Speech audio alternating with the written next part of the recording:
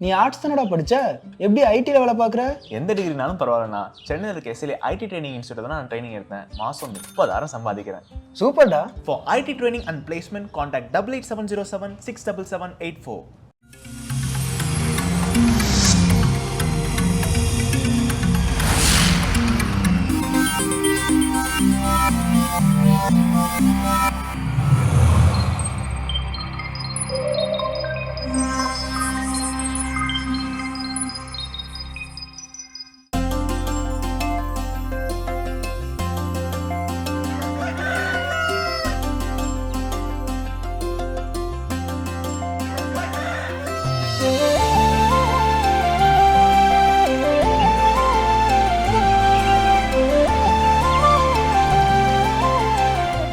மாதா தொலைக்காட்சி அன்புள்ளங்கள் அனைவருக்கும் கடவுள் வணக்கம் நிகழ்ச்சியின் அன்பான வணக்கங்கள்.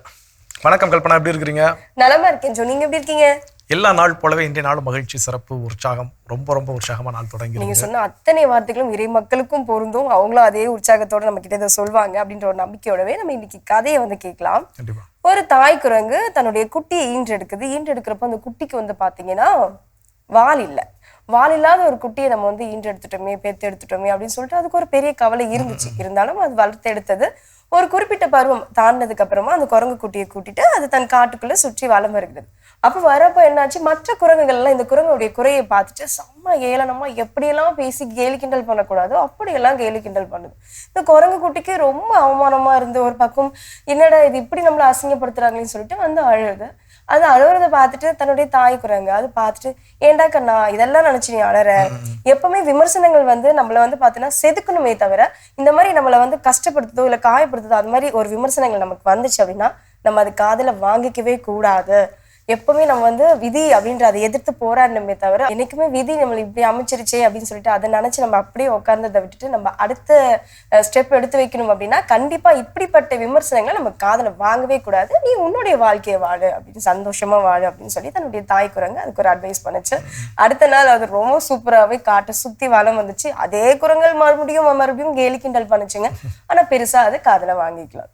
இதுதான் நம்முடைய வாழ்க்கையிலும் நடந்துட்டு இருக்கு இல்லையா? ஒரு சின்ன குறைகள், ஏதோ ஒன்று நம்மளுக்கு வந்து திறமை இல்லைன்னு சொல்றாங்க, இல்ல நம்மள ஏதோ ஒரு விதத்துல அவமானப்படுத்துறாங்க அப்படின்னா நம்மளுக்கு ஒண்ணுமே தெரியாதா, நம்ம இதுக்கப்புறம் இந்த உலகத்துல வலம் வர முடியாதுன்னு சொல்லிட்டு எவ்வளோ பெரிய ஏக்கத்தோட ஒரே ரூம்குள்ள உட்காந்துட்டு இருக்கோம். அப்படி இருக்காதீங்க. ஒவ்வொருத்தருக்கும் தனித்திறமைகள் இருக்கு, அதனை கொண்டு நம்ம போராடுவோம்.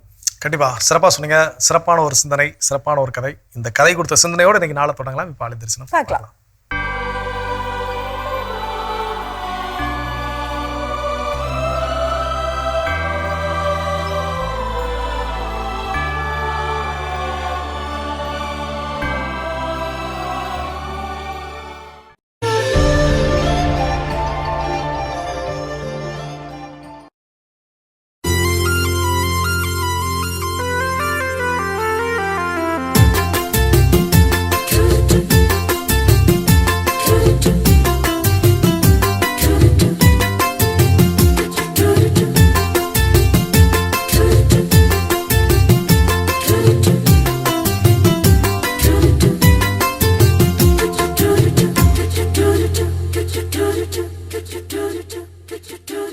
உறவு மலரும் புனித இடம் ஆலயம், உள்ளம் ஒன்று சேரும் இடம் ஆலயம். உறவு மலரும் புனித இடம் ஆலயம், உள்ளம் ஒன்று சேரும் இடம் ஆலயம். உணர்வு பெருகிட உயர்வு அடைந்திட உண்மை வழி செல்லும் வாழ்வும் ஆலயம்.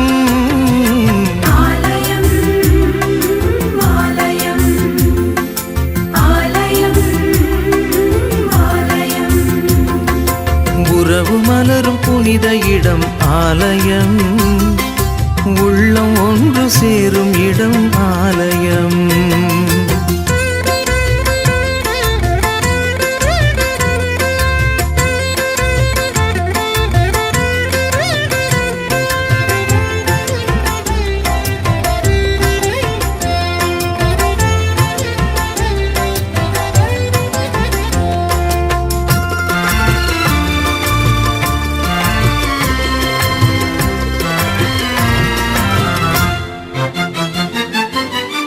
இயற்கை காத்திடும் மாந்தர் வாழிடம்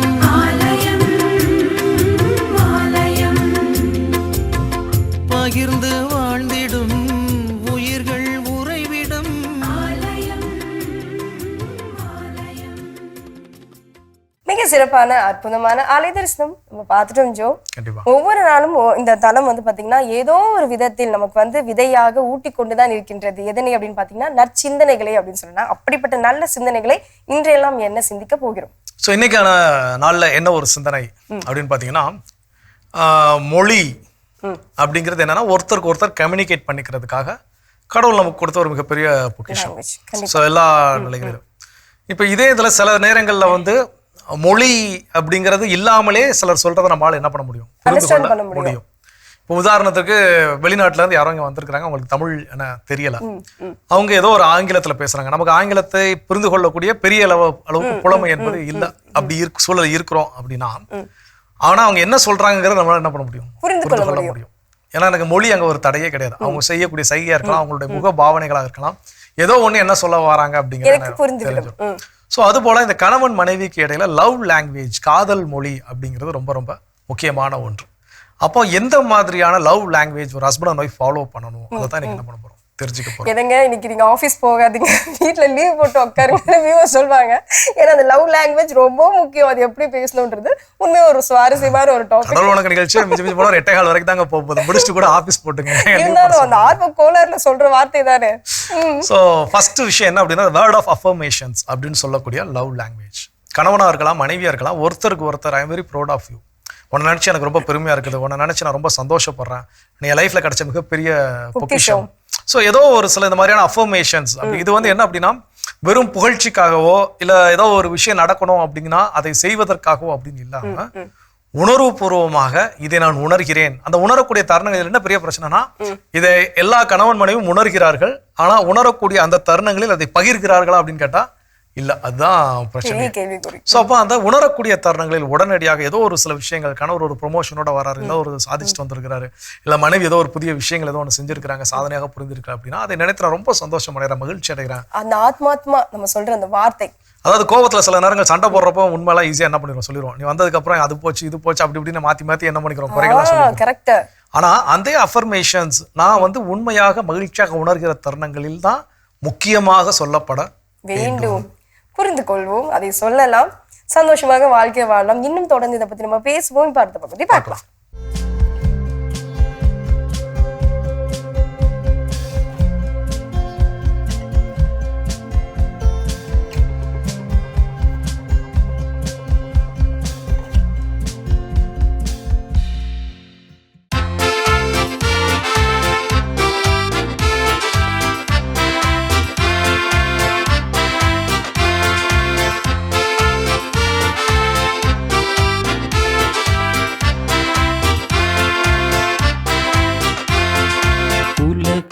சென்று நற்செய்தியை பறைசாற்றுங்கள் பறைசாற்றுங்கள்.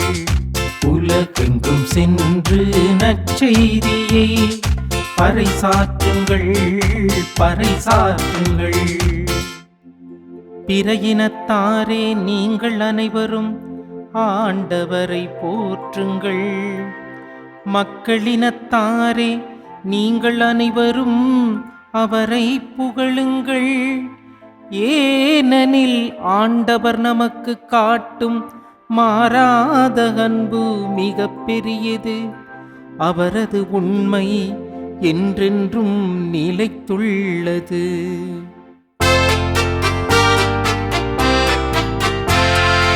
உலகெங்கும் சென்று நற்செய்தியை பறைசாற்றுங்கள் பறைசாற்றுங்கள். உலகெங்கும் சென்று நற்செய்தியை பறைசாற்றுங்கள் பறைசாற்றுங்கள். கிறிஸ்துவுக்குள் பிரியமான சகோதர சகோதரிகளே, மாதா தொலைக்காட்சி நண்பர்களே, தினமொரு திருப்பால் நிகழ்வில் மீண்டுமாக உங்களை சந்திப்பதிலே பெருமகிழ்ச்சி அடைகிறேன்.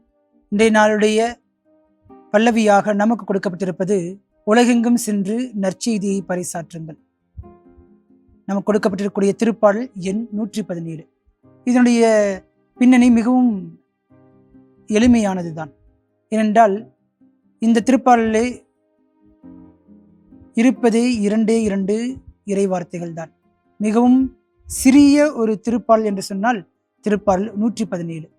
இந்த திருப்பாடல் மிகவும் சிறிய திருப்பாடலாக இருந்தாலும் தன்னகத்தே மிக பெரிய உண்மைகளை பொதிந்து வைத்திருக்கிறது. சிறப்பாக சொல்ல வேண்டும் என்று சொன்னால் கடவுளுடைய பேரன்பையும் கடவுளுடைய இரக்கத்தையும் வெளிப்படுத்தக்கூடிய தன்மையை இந்த திருப்பாடல் தன்னகத்தை கொண்டிருக்கிறது. பிரியமான சகோதர சகோதரிகளே, இன்றைய நாளுடைய திருப்பாடல் நமக்கு கொடுக்கக்கூடிய அழைப்பு என்னவென்று சொன்னால் மக்களினத்தாரோடு சேர்ந்து ஆண்டவரை போற்றவும் ஆண்டவரை புகழவும் விடுக்கக்கூடிய அழைப்பாக இருக்கிறது. பிரியமான சகோதர சகோதரிகளே, இன்றைய நாளுடைய திருப்பாடல் நமக்கு அழகான ஒரு செய்தியையும் வழங்குகிறது. அது என்ன? நற்செய்தியாகட்டும், அல்லது இயேசுவாக இருக்கட்டும், அல்லது கடவுளுடைய அன்பாக இருக்கட்டும், இது எல்லாமே ஒரு இனத்தாருக்கு மட்டுமல்ல, ஒரு குழுவினருக்கு மட்டுமல்ல, மாறாக அனைவருக்குமே சொந்தமானது என்கிற ஒரு செய்தியினை இந்த திருப்பாடல் நமக்கு வழங்குகிறது. யூதர்களுக்கு இப்படிப்பட்ட ஒரு வேற்றுமையான ஒரு எண்ணம் இருந்தது. காரணம், நற்செய்தியாக இருந்தாலும் அது யூதர்களுக்கு மட்டும்தான், மெசியாவாக இருந்தாலும் அது யூதர்களுக்கு மட்டும்தான், கடவுளுடைய அன்பாக இருந்தாலும் அது யூதர்களுக்கு மட்டும்தான் என்கிற ஒரு பிற்போக்குத்தனமான எண்ணம் கொண்டிருந்தார்கள்.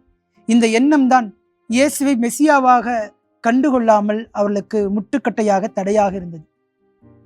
இந்த யூதர்களிடம் காணப்பட்ட 4 வகையான தவறான எண்ணங்கள் என்னவென்று பார்த்தால், முதலாவதாக நாங்கள் மட்டும்தான் கடவுளுடைய பார்வையிலே நேர்மையானவர்கள், மற்றவர்கள் எல்லாருமே தீயவர்கள், பாவிகள் என்று கருதினார்கள். இரண்டாவதாக உலக இன்பத்தை அவர்கள் தேடினார்களே தவிர கடவுள் என்னிடம் என்ன எதிர்பார்க்கிறார் அவர்கள் என்பதை அவர்கள் சற்று கூட பொருட்படுத்தவே இல்லை. மூன்றாவதாக இயேசுவை வேண்டுமென்றே புறக்கணித்தார்கள். நான்காவது, இயேசுவின் மீது நம்பிக்கை கொள்ளாமல் இருந்தார்கள். இந்த 4 வகையான காரணங்களால் தான் இயேசுவினால் கொடுக்கப்பட்ட மீட்பினை பெற்றுக்கொள்வதற்கு அவர்களுக்கு தடையாக இருந்தது. பிரியமான சகோதர சகோதரிகளே, இன்றைய நாளிலே நீங்களும் நானும் சிந்தித்து பார்ப்போம். இந்த யூதர்களைப் போல, பரிசேயர்களைப் போல, சதிசேயர்களைப் போல, மறைநூலறிஞர்களைப் போல ஒருதலை பட்சமான எண்ணம் எனக்கும் இருக்கிறதா? என்னுடைய கடவுள், நான் அதுவரை யாருக்கும் விட்டுக் கொடுக்க மாட்டேன். எனக்கு கொடுக்கப்பட்ட நற்செய்தி, அதை நான் யாருக்கும் அறிவிக்க மாட்டேன்.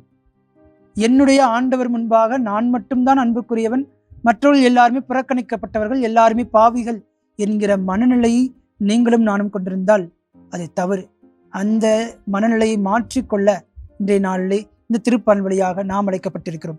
பிரியமான சகோதர சகோதரிகளே, நமக்குள்ளாக இருக்கக்கூடிய குறுகிய மனப்பான்மை, நான் மட்டும்தான் உயர்ந்தவன் என்கிற எண்ணம், நம்மை மட்டும்தான் கடவுள் நல்லவராக பார்க்கின்றார், நேர்மையானவராக பார்க்கின்றார், ஆசீர்வதிக்கப்பட்டவராக பார்க்கின்றார் என்கிற மேட்டிமை நம் வளர்ச்சிக்கும் நம்முடைய ஆன்மீக வாழ்வுக்கும் கடவுளுக்கு உகந்த ஒரு வாழ்க்கைக்கும் முட்டுக்கட்டையாக இருக்கிறது, தடையாக இருக்கிறது என்பதை உணர்ந்து கொள்ள இந்த திருப்பாடல் நமக்கு அழைப்பு விடுக்கிறது. எனவே நான் நம்பக்கூடிய நற்செய்தி மற்றவர்களுக்கானதும் தான், நான் நம்பக்கூடிய கடவுள் மற்றவர்களுக்கானவர் தான், நான் பெற்றுக்கொள்ளக்கூடிய கடவுளுடைய அன்பும் சரி இரக்கமும் சரி அது மற்றவர்களுக்கும் சரிசமமாக கிடைக்க வேண்டும் என்கிற எண்ணம் நமக்கு இருக்க வேண்டும். அப்படி அந்த எண்ணம் நமக்கு இருக்கிறது என்று சொன்னால் நற்செய்தி அறிவிக்கக்கூடியவர்களாக நீங்களும் நானும் மாற வேண்டும். இயேசுதான் நற்செய்தி, இது கடவுளுடைய அன்பு, கடவுளுடைய இரக்கம், கடவுளுடைய வார்த்தை என்று சொல்லி உலக மக்கள் அனைவருக்கும் நற்செய்தி அறிவிக்கக்கூடிய நற்செய்தி அறிவிப்பாளர்களாக நீங்களும் நானும் மாற வேண்டும் என்பதை இன்றைய நாளுடைய திருப்பாடல் நமக்கு அழைப்பு விடுக்கிறது. நம்முடைய பதில் என்ன? மன்றாடுவோமாக. என்றும் வாழும் எல்லாமுள்ள இறைவா, இந்த அருமையான நாளை கொடுத்ததற்காக நமக்கு நன்றி கூறுகிறோம். உலகெங்கும் சென்று நற்செய்தி அறிவியுங்கள் என்கிற இறைவார்த்தையின் வழியாக நாங்களும் நற்செய்தி அறிவிப்பாளர்களாக மாறிட, வாழ்ந்திட அழைப்பு பெற்றிருக்கிறோம் என்பதை உணர்ந்து கொள்கிறோம். நன்றி கூறுகிறோம். அன்பு தகப்பனே இறைவா, யாரெல்லாம் திருமுழுக்கு பெற்றிருக்கிறார்களோ அவர்கள் எல்லாருமே கிறிஸ்துவை அறிவிக்கக்கூடிய கடமையை கொண்டிருக்கிறார்கள் என்பதை உணர்ந்து கொள்ள எங்களுக்கு ஒரு வாய்ப்பினை தந்ததற்காக நன்றி கூறுகிறோம்.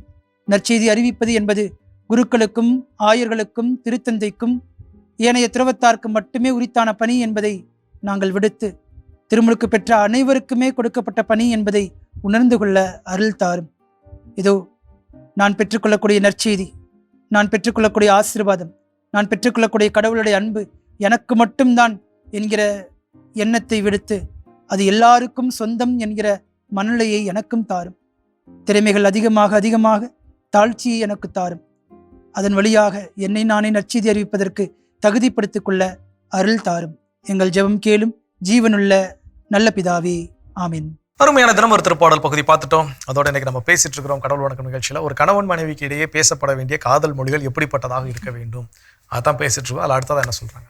இருவரும் ஒரே இடத்துல உட்காந்துட்டு இருக்கும்போது ஒரு சின்ன ஒரு புன்னகை முறுவல் பார்த்தா கூட அது ஒரு லவ் லாங்குவேஜ் தான். எதுவும் சொல்ல வராங்க அப்படின்றது நமக்கு புரியும் இல்லையா? அந்த மாதிரி அடுத்ததா பாத்தீங்கன்னா நம்மளுடைய நேரம், அந்த நேரம் வந்து அவங்களுக்காக ஸ்பெண்ட் பண்றோமா, அதுவும் இந்த லவ் லாங்குவேஜ்ல ஒரு பங்கு வகிக்கும்.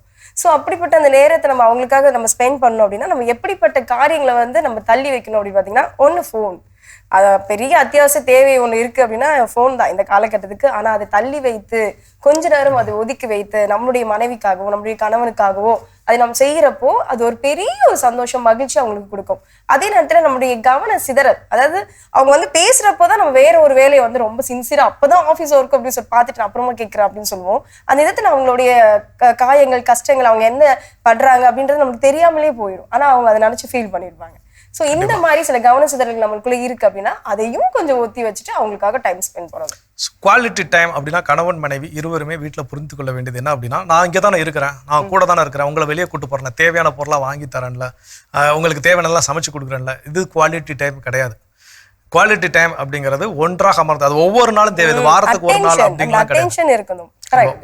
ஒவ்வொரு நாளும் இப்படிப்பட்ட நேரங்கள் செலவிடப்பட வேண்டும். ஒரு சாப்பிட்றப்போ உட்காந்து அன்னைக்கு நாள் என்ன போச்சு, உங்களுக்கு என்ன போச்சு, அவங்க சொல்லக்கூடிய கதை இவங்க கேட்கணும், இவங்க சொல்லக்கூடிய அவங்க கேட்கணும், பிள்ளைங்கள் சொல்லக்கூடிய கதைகளை பெற்றோர்கள் கேட்கணும். ஸோ மாற்றி மாற்றி இந்த விஷயங்கள் வரும். ஒருத்தர் லைஃப்ல என்ன போய்கிட்டு இருக்கு, என்ன நடந்துட்டு இருக்கு. இன்னைக்கு வந்து பெரும்பாலான கணவன் மனைவிக்கு இடையில இருக்கக்கூடிய விஷயங்கள் கணவருடைய லைஃப்ல என்ன போயிட்டு இருக்குன்னு மனைவிக்கு தெரியாது, மனைவருடைய வாழ்க்கையில் என்ன போயிட்டு இருக்குங்கிறது கணவருக்கு தெரியாது. ஸோ இப்போ விஷயம் என்னன்னா குவாலிட்டி டைம் அப்படிங்கிற டைம் ஸ்பெண்ட் பண்ணலாம். உடன் இருத்தல் அப்படிங்கிறது குவாலிட்டி டைம் கிடையாது. உடன் இருக்கும்போது அவர்களுக்காக உடன் இருத்தல், அவர்களோடு உடன் இருத்தல் அப்படிங்கிறது தான் குவாலிட்டி டைம். அந்த மாதிரியான quality time also love language கற்றுக்கொள்வோம். இன்னும் வேற என்ன விஷயம் இருக்குங்கிறத தொடர்ந்து பேசலாம்.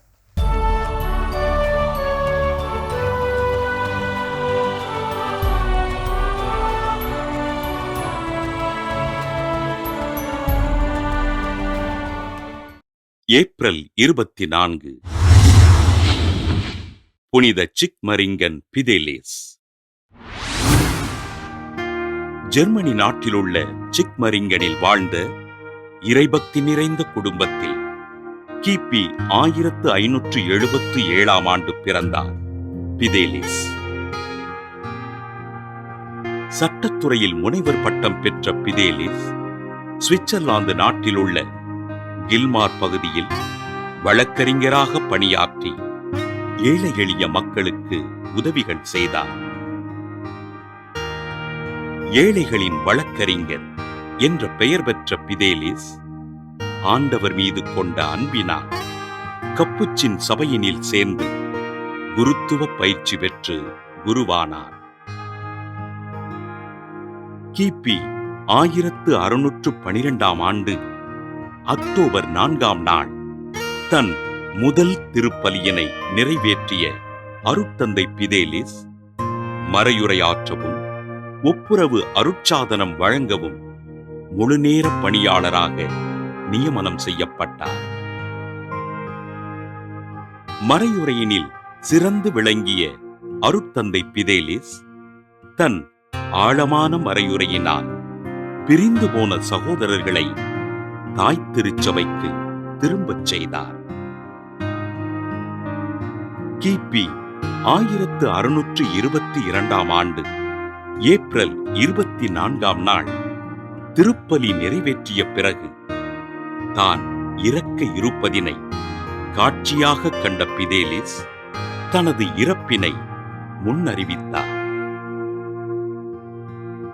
பல எதிர்ப்புகளுக்கிடையே ஆண்டவரின் நற்செய்தியினை மக்களுக்கு அறிவித்து துணிவோடு இறைப்பணிகளை செய்த அருட்தந்தை பிதேலிஸ் கிபி 1622ஆம் ஆண்டு ஏப்ரல் 24ஆம் நாள் தான் காட்சி கண்ட அதே நாளில் கொலை செய்யப்பட்டு மறைசாட்சியாக உயிரிழந்தார். கப்புச்சின் சபையின் முதல் மறைசாட்சியான அருட்தந்தை பிதேலிஸினை திருத்தந்தை 14ஆம் ஆசீர்வாதப்பர் கிபி 1746ஆம் ஆண்டு புனிதராக உயர்த்தி வழக்கறிஞர்களின் பாதுகாவலராக அறிவித்தார். புனித பிதேலிஸ் திருவிழாவினை கொண்டாடுகின்ற நாம் வழக்கறிஞர்கள் நீதியோடும் நேர்மையோடும் வழக்குகளை வாதாடுவதற்கு வரம் தரும்படியாக ஆண்டவரிடம் ஜெபிப்போம். சிறப்பான பகுதி இன்றைய புனிதர் நம்ம பார்த்துட்டோம் ஜோ. பெருசா கணவன் மனைவிக்குள்ள பேசுறதுக்கு நிறைய லாங்குவேஜ் கத்து வச்சுக்கணும், அப்போதான் வந்து சில புரிதல்கள்லாம் ஏற்படும். அப்படிலாம் ஒண்ணுமே இல்லைங்க. லவ் லாங்குவேஜ் அப்படின்னு சொல்லிட்டு ரொம்ப அழகான ஒரு லாங்குவேஜ். நம்ம செய்யற சின்ன சின்ன அசைவுகள் கூட அது லாங்குவேஜ் தான் அப்படின்னு சொல்லி நம்ம பேசிட்டு இருக்கோம். அதெல்லாம் தெரிந்து கொள்ளலாமே அப்படின்ட்டு அடுத்ததா என்ன? ஸோ அடுத்ததாக என்ன அப்படின்னு பார்த்தீங்கன்னா, கணவன் மனைவி இருவருக்கிடையே இருக்கக்கூடிய ஒரு லவ் லாங்குவேஜ். மோஸ்ட்லி இதில் வந்து அதை லவ் லாங்குவேஜ் அப்படின்னு செய்கிறத காட்டிலும் இதை வந்து டியூட்டிஸ் அப்படிங்கிற, அதாவது கடமை அப்படிங்கிற ஒரு மனநிலையோட தான் செய்ய வேண்டும். பெரும்பாலான மனைவிகள் செய்கிறாங்க. ஆனால் அது அப்படி செய்யக்கூடாது. உதாரணத்திற்கு இப்போ ஒரு அலுவலகத்துக்கு செல்லக்கூடிய ஒரு கணவர் வீட்டில இருந்து வீட்டை கவனித்துக் கொள்ளக்கூடிய ஒரு மனைவி அப்படின்னா, அப்போ அந்த அலுவலகத்துக்கு செல்றதுக்கு முன்னாடி அவருக்கு சாப்பாடு ரெடி பண்ணி கொடுக்குறது, அவர் ட்ரெஸ் அயன் பண்ணி வைக்கிறது. யூஸ்வலாக இப்போ ஆண்களுக்கு மிகப்பெரிய பிரச்சனை எதை எங்கே வச்சோன்னே ஞாபகம் போறதுக்குள்ள A to Z என்ன வேணுமோ எல்லாத்தையும் ரெடி பண்ணி கொடுத்துருந்தோம், ரெடி பண்ணி வச்சோம். இது வந்து என்ன அப்படின்னா ஒரு டியூட்டிஸ், ஒரு கடமை. இது வந்து ஒரு வீட்டில் இருக்கக்கூடிய மனைவிக்கான கடமை அப்படிங்கிற ஒரு மனநிலை இருக்குது. இதுவும் ஒரு லவ் லாங்குவேஜ். இதே லவ் லாங்குவேஜ் அப்படியே கணவர் எப்படி புரிந்து கொள்ள, ஆனால் கணவர் சைடு இதை செய்யறாங்களான்னு கேட்டால் பெரும்பாலான வீடுகள் இல்லை, ஒரு சில வீடுகள் இருக்குது. மனைவி எந்திக்கிறதுக்கு முன்னாடி இவர் எந்திரிச்சு என்ன பண்ணுவார், காஃபி போட்டு வச்சுருவாரு, வீட்டில் சமைக்க வேண்டிய திங்ஸ் எல்லாம் கரெக்டாக என்ன பண்ணிடுவார், சமைச்சு வச்சுருவாரு, அந்த பாத்திரங்களை முத கொண்டு க்ளீன் பண்ணி வச்சுருவாரு. அந்த ஐயோ லேட் ஆயிடுச்சு அப்படின்னு பதிவு வச்சு எந்திரிச்சு போய் கிச்சனில் போய் பார்த்தா கிச்சனில் எல்லாமே பர்ஃபெக்டாக ரெடியாக இருக்கும். ஸோ இதுவும் ஒரு வகையான காதல் மொழி. ஸோ அப்போ என்னன்னா, இந்த மாதிரி ஒருத்தருடைய தேவைகளை இன்னொருத்தர் புரிந்துக்கிட்டு அதை வெறும் கடமை அப்படிங்கிற பாயிண்ட் ஆஃப் வியூல பெர்ஸ்பெக்டிவ்ல செய்யாமல் அதை வந்து ஒரு காதல் மொழியோடு காதல் உணர்வோடு கணவர் ஒருத்தருக்கு இடையில ஒருத்தர் செய்கின்ற பொழுது, ஈவன் ஒரு பாத்திரம் வளர்க்குறதா இருக்கட்டும், ஒரு ஆள் பாத்திரம் வளர்க்கிறது, ஒரு ஆள் அந்த டிஷ்க்கு வந்து வாஷ் பண்றதுக்கு அந்த சோப்பு போடுறதோ இல்லை அந்த லிக்விட் போடுறதோ ஏதோ பயன்படுத்தி இன்னொருத்தர் அதை கிளீன் பண்ணி வைக்கிறது. ஸோ இந்த மாதிரி இருவரும் இணைந்து செய்யக்கூடிய அந்த வேலைகள், சமையல் செய்யும் போது கூட. ஸோ இதெல்லாம் செய்கின்ற பொழுது அவர்களுக்கிட்டே இருக்கக்கூடிய நெருக்கம், அவர்களுக்கு இருக்கக்கூடிய புரிதல் அப்படிங்கிறது அதிகப்படும். கேட்கிறப்போவே எவ்வளவு மகிழ்ச்சியா இருக்கு. அன்பால் இணையக்கூடிய சில சின்ன சின்ன வேலைகள் அந்த செய்யும் பொழுது அந்த இடத்துல ஒரு பெரிய அழகான ஒரு விளக்கு எரியும் அப்படின்னு சொல்லலாம். லைட். ஓகே, நம்ம தொடர்ந்து பேசும் பார்த்த பகுதி பார்க்கலாம்.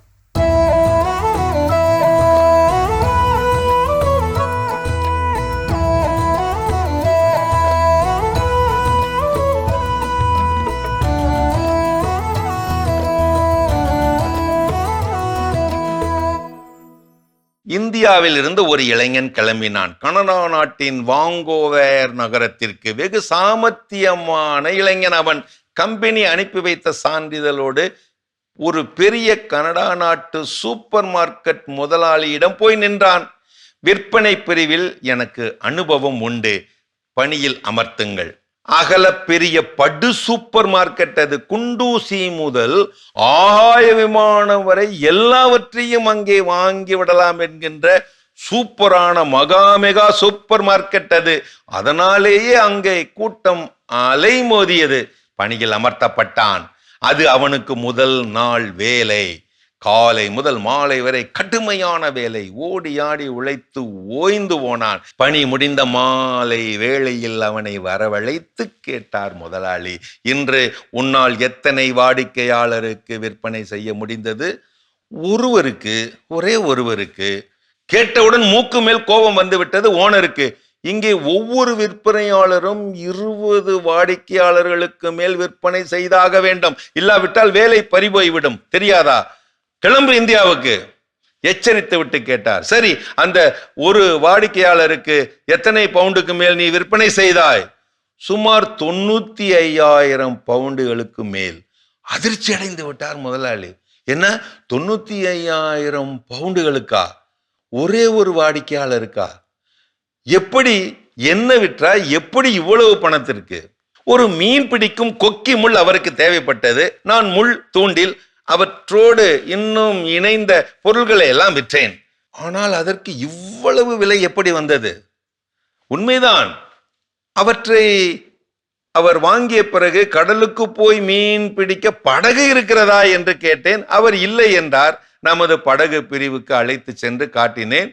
நமது 20 அடி நீள படகை காட்டினேன், ஓட்டியும் காட்டினேன். அவரும் உட்கார்ந்து பார்த்தார். நன்றாக இருக்கிறது என்றார், வாங்கி கொண்டார். அப்படி அப்புறம் உங்களிடம் இவ்வளவு நீள படகை கொண்டு போக பெரிய கார் இருக்கிறதா என்று கேட்டேன். இல்லை என்றார். நமது கார் பிரிவில் உள்ள ஒரு 4x4 பிளாசர் வோல்கஸ் வேகன் காரை காட்டினேன். அந்த படகை எடுத்து செல்ல அது கனகச்சிதமாக அந்த கார் இருந்தது. ஓட்டி காட்டினேன். அவரும் உட்கார்ந்து பார்த்தார், அவரும் ஓட்டி பார்த்தார். அவருக்கு செம திருப்தி. அதையும் வாங்கி கொண்டார். சபாஸ் சபாஸ். அப்புறம் என்ன, அவரிடம் மீன் பிடிக்கும் போது இடையே ஓய்வெடுக்க வேண்டியிருக்குமே, தங்கி ஓய்வெடுக்க இடம் வேண்டாமா, ஒரு பெரிய டென்ட் வேண்டாமா என்று அதை கேட்டுவிட்டு அந்த டென்ட்டையும் கொண்டு போய் காட்டினேன். டென்ட்டை அடித்தே காட்டினேன். உள்ளேயே அமர்ந்து 2 பேரும் காப்பி போட்டு சாப்பிட்டோம் என்றால் பாருங்கள், கொஞ்ச நேரம் ஓய்வெடுத்தோம் என்றால் பாருங்கள். மகிழ்ச்சியோடு அந்த டென்ட்டையும் அவர் காரிலே ஏற்ற சொல்லிவிட்டார். அட்டகாசம்ப்பா, அட்டகாசம். சரி, இவ்வளவையும் வாங்கவா அவர் சூப்பர் மார்க்கெட்டுக்கு வந்தாரு? நம்ப முடியாமல் கேட்ட முதலாளியிடம் சொன்னார் நம்மாளு, இல்ல அவர் வெறும் தலைவலியோட தான் வந்தாரு, வெறும் தலைவலியோட தான். தலைவலி மாத்திரை இருக்கான்னு கேட்டாரு. மருந்தை எடுத்து கொடுத்தேன். தலைவலிக்கு மிகச்சிறந்த மருந்து, மீன் பிடிக்கும் பொழுதுபோக்கு தான் சொல்லிதான் அந்த கொக்கி முள்ளையெல்லாம் கொடுத்தேன். தலையே சுற்றி விட்டது முதலாளிக்கு. அது சரிப்பா, இதற்கு முன்னால நீ இந்தியாவில் எங்கேயா வேலை செஞ்ச? தனியார் மருத்துவமனையில் மாஸ்டர் ஹெல்த் செக்கப் ஆலோசகராக. கேட்டவுடன் எழுந்து விட்டார் ஓனர், கிளம்பி விட்டார். இங்க வா, இந்த சேர்ல நீ உட்காரு, கடையை நீ நிர்வாகம் செஞ்சுக்க. நான் இந்தியாவுக்கு போய் அந்த தனியார் மருத்துவமனையில மாஸ்டர் ஹெல்த் செக்கப் ஆலோசகராக வேலை செஞ்சு பயிற்சி எடுத்துட்டு இங்க வந்துடுறேன்.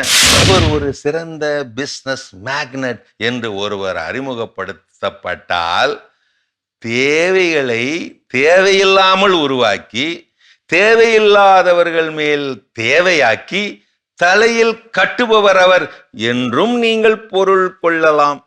எச்சரிக்கை நட்பே, தேவைகள் அவை உருவாவதில்லை, உருவாக்கப்படுகின்றன.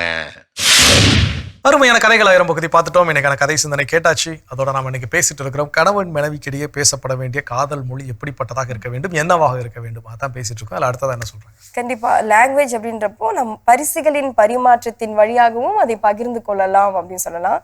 சின்ன சின்ன காரியங்களை குறித்து அவங்களை பாராட்டி ஒரு சின்ன கிஃப்ட் வாங்கி கொடுத்தாலும் அது ஒரு பெரிய மகிழ்ச்சியை வந்து ஒருவருக்கொருவர் அது வந்து கொடுக்கும். அதுல எந்த டவுட்டுமே கிடையாது. அது கொடுத்து பார்த்தவங்களுக்கு தெரியும், அதை ஃபீல் பண்ணவங்களுக்கு தெரியும் அது எப்படின்னு சொல்லிட்டு. ஸோ அப்படிப்பட்ட அந்த லாங்குவேஜை நம்ம அப்படி ஷேர் பண்ணிக்கலாம். கண்டிப்பா இந்த பரிசுகள் அப்படிங்கிறது பரிசு பொருட்களுடைய விலையை மையப்படுத்தி இல்ல, கொடுக்கக்கூடிய பரிசு பொருள் யாருக்கு கொடுக்குறோம், எந்த டைம்ல கொடுக்குறோம், எதுக்காக கொடுக்குறோம் அப்படிங்கிறது தான். சிம்பிள். லவ் பண்ணும்போது நான் நிறைய கிஃப்ட் என்னோட ஒய்ஃபுக்கு நான் என்ன பண்ணியிருக்கிறேன், கொடுத்துருக்கிறேன்.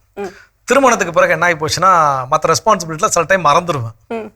அவங்க என்ன பண்ணுவாங்கன்னா, இப்போ அது அப்படியே ஆப்போசிட்ல என்ன ஆயிடுச்சு, நிறைய விஷயங்கள். சில நேரங்கள் என்ன ஆண்களுக்கு இருக்கக்கூடிய மிகப்பெரிய பிரச்சனை ஒன்று என்ன அப்படின்னா, சில நேரங்கள் சில புடவையோ இல்லை ஏதோ ஒரு ட்ரெஸ்ஸோ ஒன்று எடுத்து கொடுக்குறப்போ அது கிஃப்டா கரெக்டாக மறக்காம என்ன பண்ணிடுவாங்க, அந்த டேட் பிறந்த நாளோ திருமண நாளோ ஏதோ என்ன பண்ணிடுவாங்க, கரெக்டாக எடுத்து கொடுத்துருவாங்க. ஒரு 2-3 மாதங்கள் கழிச்சோ இல்லை ஒரு வாரத்துக்கு பிறகோ அந்த ட்ரெஸ்ஸை போட்டுட்டு இது என்னைக்கு எடுத்த சொல்லுங்க, ஞாபகம் இருக்கான்னு கேட்டா எந்த ஆணுக்கு தெரியாது. ஐயோ இது எதுக்கு எடுத்தது, நான் தான் வாங்கி கொடுத்தேனா அப்படின்ற ஒரு டவுட்டே வந்துடும். நிச்சயமா எல்லாருக்கும் அந்த பிரச்சனைகள் அப்படிங்கிறது. ஸோ இது வந்து என்ன அப்படின்னா, சண்டை போடுவதற்கோ சச்சரவுகளை வளர்ப்பதற்கோ கிடையாது. ஒரு சின்ன ஊடல் கூடல்களுக்காக இருக்கக்கூடிய விஷயங்கள். ஸோ அப்போ அந்த மாதிரியான பரிசு பொருட்களுடைய பரிமாற்றம் அப்படிங்கிறதும் கணவன் மனைவிக்கிடையே இருக்கக்கூடிய ஒரு காதல் மொழி. இரு இதயம் ஒரு இதயமாக மாறுவதற்கு இந்த காதல் மொழி மிகவும் உதவும் அப்படின்றத நம்ம இன்னும் தொடர்ந்து பேசலாம். ஒரு சின்ன பிரேக்கு. நிச்சயமா.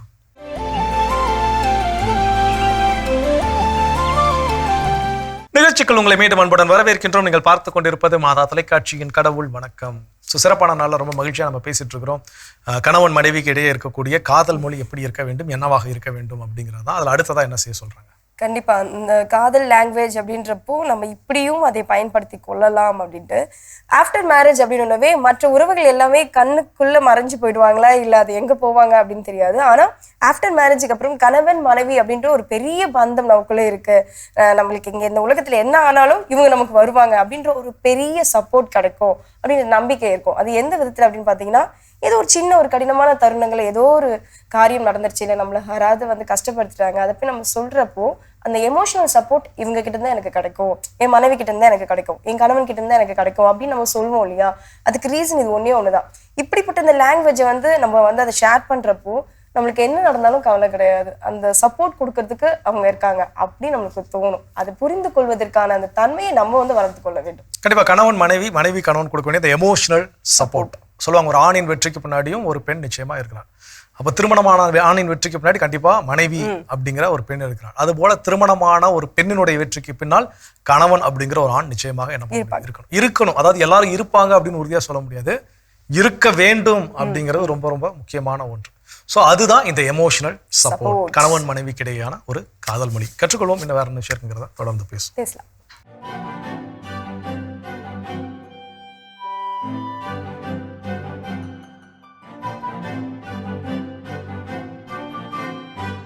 அன்பிற்கினிய மாதா தொலைக்காட்சி சுவைஞர்களே, தமிழினிய நெஞ்சங்களே, வணக்கம். திரிகடுகத்தில் இணைந்து கொண்டிருக்கும் உங்கள் ஒவ்வொருவருக்கும் நன்றியின் வாழ்த்துகள். இன்று திரிகடுகம் 25 பார்க்கவிருக்கின்றோம். கற்றறிந்தார் கொள்ளாத உணவுகள். செருக்கினால் வாழும் சிறியவனும் பைத்து அகன்ற அல்குல் விலை பகரும் ஆய்தொடியும் நல்லவர்க்கு வைத்த அறப்புறம் கொன்றானும் இம்மூவர் கைத்துண்ணார் கற்றறிந்தார். திரிகடுகம் 25. இந்த 3 பேருடைய கைகளினால் உணவை உண்ண மாட்டார்கள் அறிவுள்ளவங்க. எந்த 3 பேர்? ஒன்று செருக்குடன் வாழ்றவங்க, இன்னொன்று விலைமகள் போன்று இருக்கிறவங்க, மூன்றாவது துறவிகளை துன்புறுத்துறவங்க. இந்த 3 பேருடைய கைகளினால் நாம் எந்த உணவையும் வாங்கி தின்ன வேண்டியதில்லை. அந்த வகையில் இன்று முதலாவது செய்தியாக சொல்லப்பட்டிருப்பது, செருக்குடன் நின்று இங்கு பெரியாரை மதிக்காத சிறியவர். எனக்கு இரத்த ஓட்டம் இருக்குது, எனக்கு வலிமை இருக்குது, எனக்கு யாரும் தேவையில்லை, நான் யார் தெரியுமா என்றெல்லாம் இருந்து கொண்டு பெரியவர்களை அன்பினால், அறிவினால், சான்றாண்மை தன்மையினால், இந்த உலகம் வாழ வேண்டும் என்கிற நல் எண்ணத்தினால், ஈகம் செய்கின்ற அந்த மேன்மையினால் உயர்ந்து நிற்கின்ற பெரியவர்கள் இருக்கிறார்களே, அந்த பெரியவர்களை மதிக்காத தன்மை, செருக்குத்தன்மை. அத்தகைய செருக்குடன் வாழ்வரை சிதறடிப்பார் கடவுள் என்கிறார் அன்னை மரியா தன்னுடைய விடுதலை பாடலிலே அவர் முழங்குகிறார். அந்த வகையில் இந்த நாட்டில், இந்த உலகில் தோன்றியிருக்கிற மனிதர்கள், பெரியவர்கள் பலரும் இருக்கிறார்கள். அவர்கள் எல்லாரையும் தான் அவரவர்களுக்குரிய அந்த களத்தில் நாம் அறிந்து கொண்டு அவர்களுக்கு வணக்கம் செலுத்தியாக வேண்டும். ஒரு பாடல் உண்டு, அந்த பாடல் தொடர்பாக இன்று அது சர்ச்சையெல்லாம் எழுகிறது.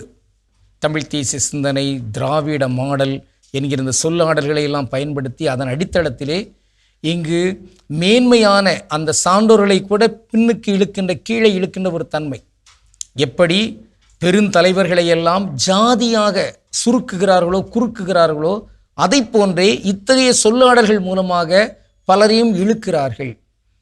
ஒரு பாட்டு அந்த காலத்திலே வந்தது, காசி ஆனந்தன் எழுதிய பாடல் தான் போல் தெரிகிறது.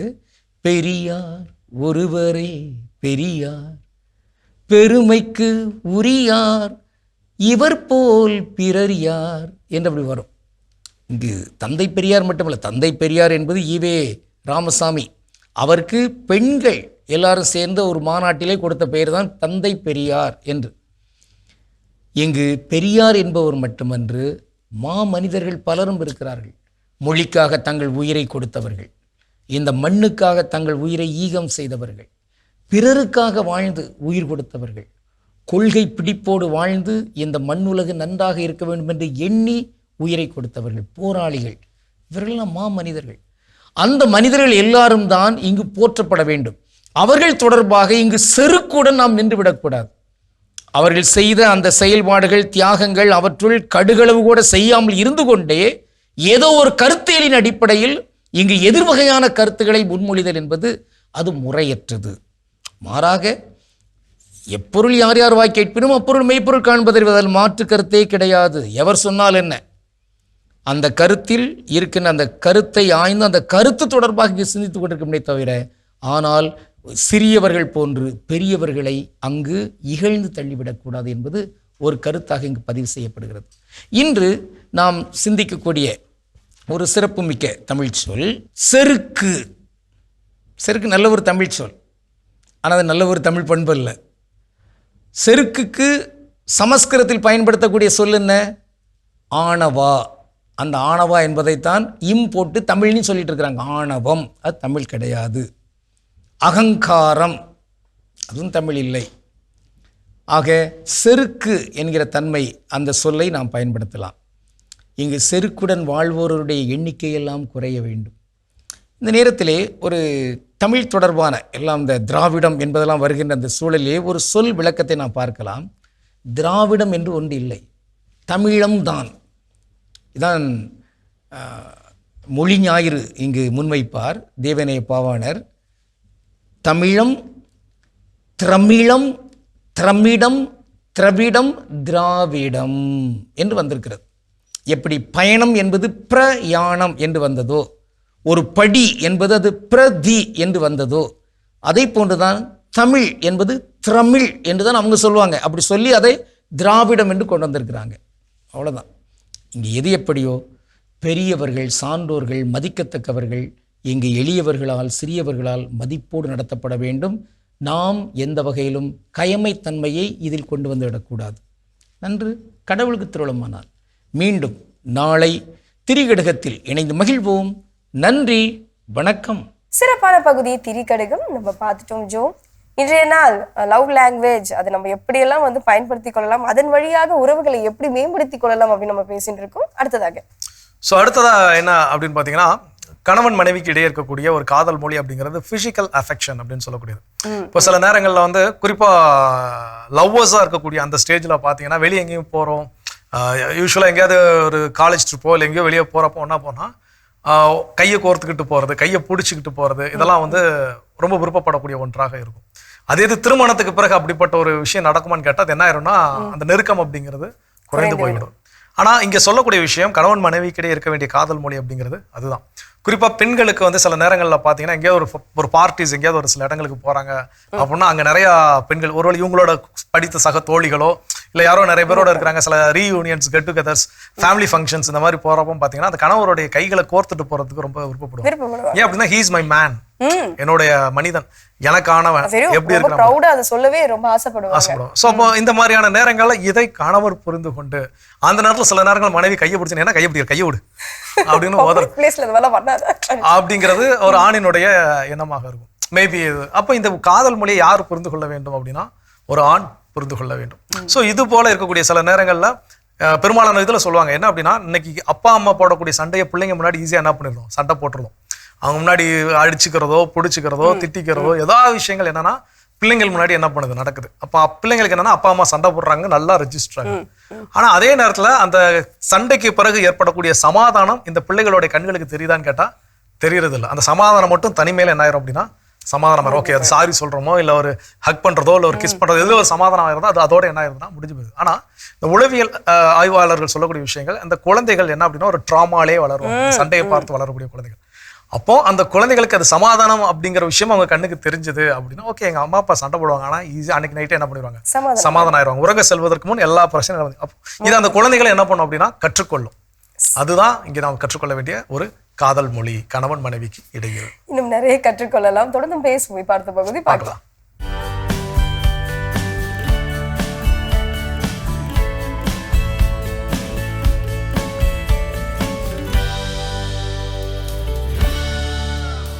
யாரும் கதவை உடைத்து வீட்டிற்குள் வரவில்லை. கத்தியை அல்லது துப்பாக்கியை காட்டி மிரட்டவும் இல்லை. ஒரு ஃபோன் கால் அல்லது ஒரு மெசேஜ் ஒரு குடும்பத்தையே அதிர்ச்சியில் உறைய வைக்கும். அது எது தெரியுமா?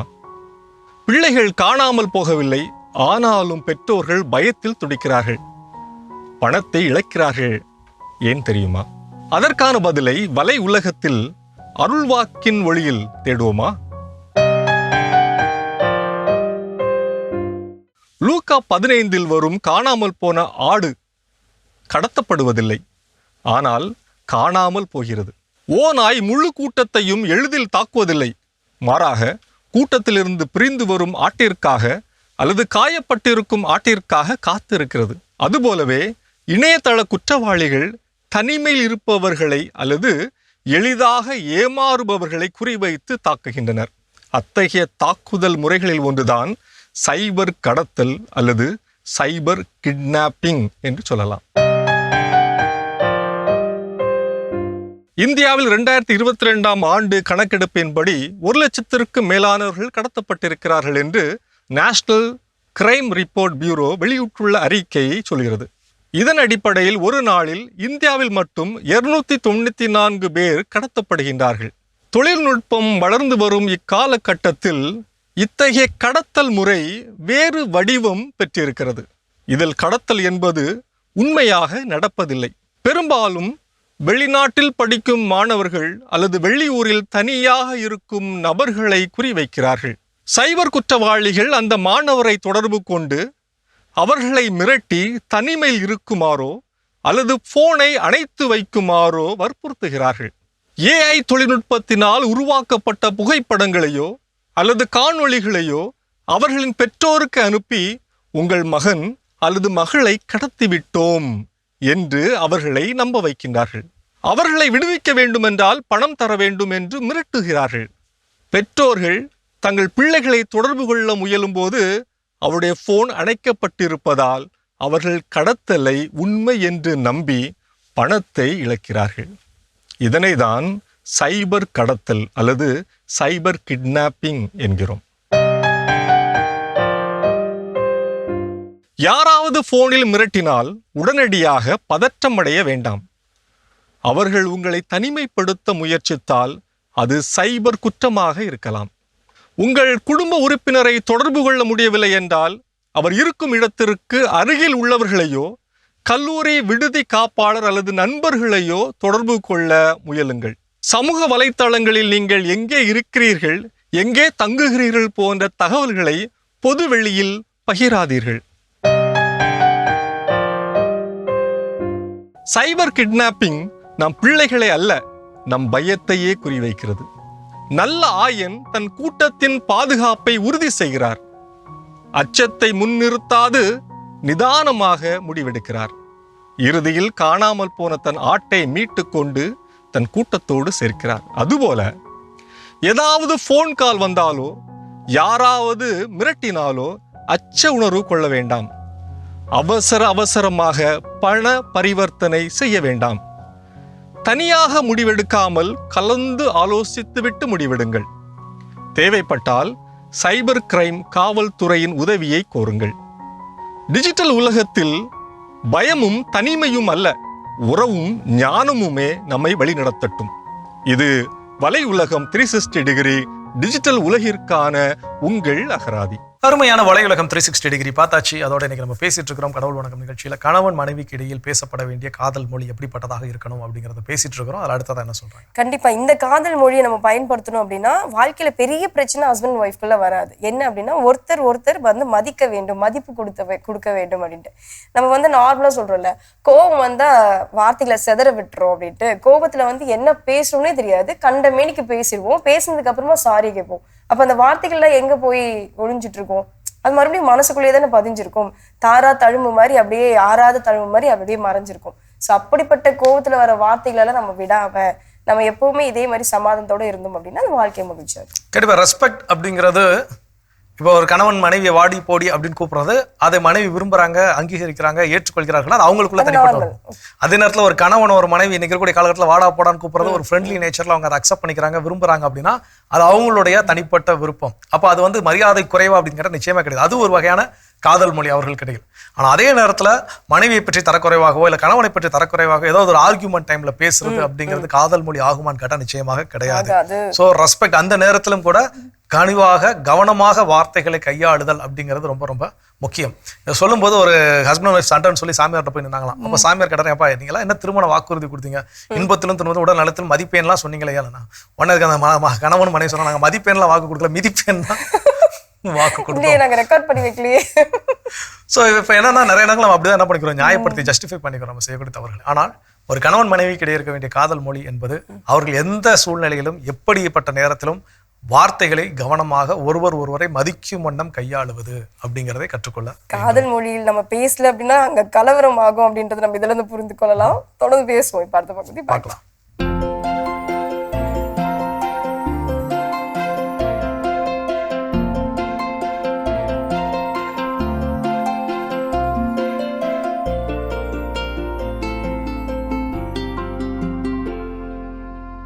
அனைவருக்கும் வணக்கம். இன்றைய பதிவில் நம்ம பார்க்க போகிற விஷயம் என்னென்னா கரும்பு வளர்ப்பு. இந்த வெட்டினதுக்கப்புறம் மருத்தாம்பு விட்டு நிறைய பேர் இப்போ கரும்பு வளர்க்குறோம், சரிங்களா? இந்த கரும்பு வளர்க்குறப்ப ரொம்ப முக்கியமாக நம்ம கவனிக்க வேண்டியது என்னென்னா, ஏற்கனவே கொடுத்த சத்துக்கள் அங்கே இருக்கும்னு நம்ம நினச்சோம்னா அதுதான் தப்பு.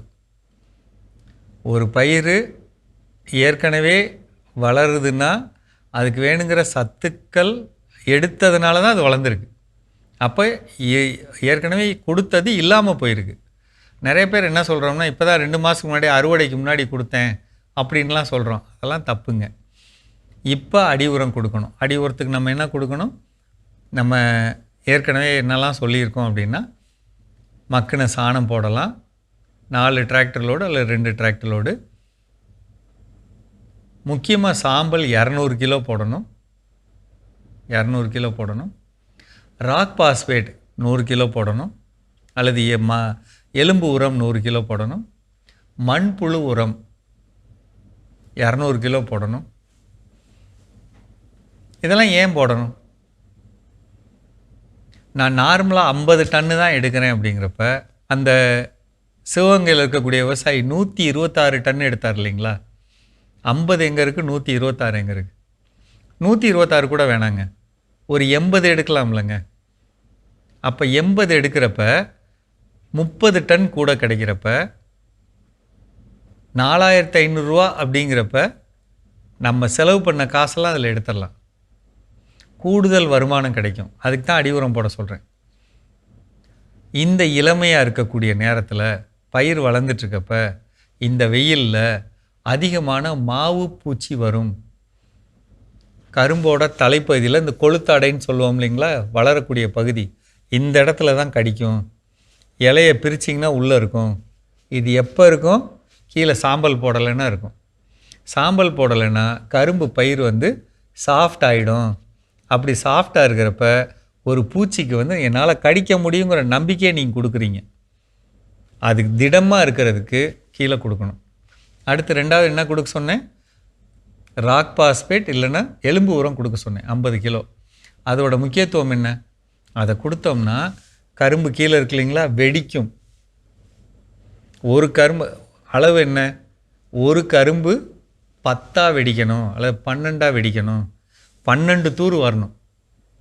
அதுக்கப்புறம் அதை பெருக வச்சுக்கலாம். ஆனால் வெடிக்க வைக்கணும். அப்போ அதுக்கு வேணுங்கிற என்னது? தழை சத்து இருக்கணும், வெடிக்கிறதுக்கு கந்தக சத்து இருக்கணும், வெடிக்கிறதுக்கு மணிச்சத்து இருக்கணும், பொதுவான சுண்ணாம்பு சத்து இருக்கணும், பொதுவான சாம்பல் சத்து இருக்கணும். இதுக்கு தான் நான் இதை போட சொல்கிறேன். இதோட செலவுலாம் ரொம்ப கம்மிங்க. ஒரு முயற்சி மட்டும்தான். அது எங்கே கிடைக்கிதுன்னு அதை வாங்கி அதை நிலத்தில் போடுறது மட்டும்தான். நீங்கள் எங்கே பக்கத்தில் மிக குறைந்த விலையில் கிடைக்கும்னு கேளுங்க, நான் சொல்கிறேன், அதை வாங்கிக்கோங்க. அதே மாதிரி இந்த ஹியூமிக் பவுடர்லாம் 120 ரூபா கிடைக்கிதுங்க ஒரு கிலோ. 1 கிலோ பவுடர்லேருந்து 6 லிட்டர் தயாரிக்கலாம். நீங்கள் 1 லிட்டரை 200 ரூபா போட்டு வாங்குறீங்க. நான் ஒரு கிலோவே 120 ரூபா தான் சொல்கிறேன். அதை வாங்கி போடுங்க. அந்த மண்ணில் அது விளைச்சலை காட்டும். இலை சூம்பி வரக்கூடாதுங்க. கரும்பு இலை விரிஞ்சு வரணும், திடமாக வரணும். நடு ரிப்புன்னு சொல்லக்கூடிய நடு தண்டு உருண்டையாக இருக்கணும். அப்போ தான் கீழே கரும்பு நல்லா இருக்கும், கணு பெருக்கும், தடிமண் வரும், அதோடைய கட்டமைப்பு கரெக்டாக இருக்கும், உள்ளே போகக்கூடிய நரம்புகள் கரெக்டாக இருக்கணும். அப்போ அடி உரம் வேணும். நான் எப்போ கேட்டாலும் நம்ம விவசாயிகள் சொல்கிறது என்ன? நான் இன்னும் போடலைங்க, என்னங்க போடுறது? இன்னும் நேற்று பிறந்த பிள்ளை மாதிரி கேட்பாங்க. எப்படி லாபம் வரும்?